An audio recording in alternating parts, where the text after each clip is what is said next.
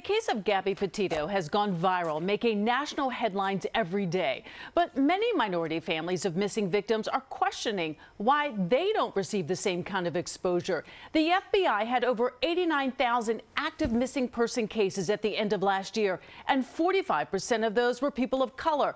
And only a fraction of those cases were even covered on the news.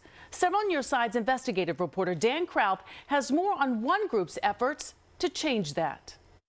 Thousands of people go missing from the streets of New York City every year. Many of those are found fairly quickly, but some go missing for months, and you don't often hear about it. The disappearance and homicide of Gabby Petito has received worldwide attention. Law enforcement across the country have been involved in the search for her and her boyfriend. But many people go missing that don't make the headlines.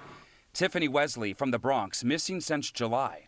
Elia Boomer of Brooklyn vanished 6 years ago.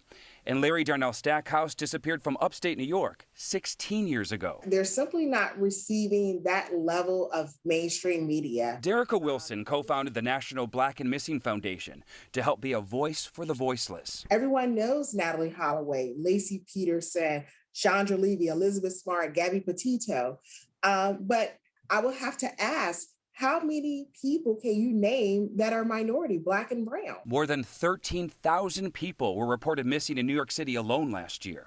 We tried to get the racial breakdown of the missing and how many cases have been solved, but the NYPD hasn't released it, saying the number of missing persons is fluid as investigations are active and constantly change.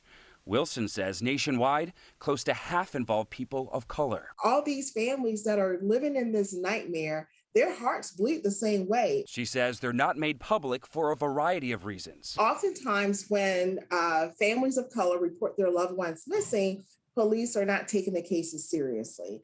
When it comes to children, they like to classify them as runaways. But there's something everyone can do to help be a part of the solution. And that can be as simple as hitting the share button on social media. Do not just like the post. We want them to share the post, retweet the post. Someone knows something. Dan Krauth, Channel 7, Eyewitness News.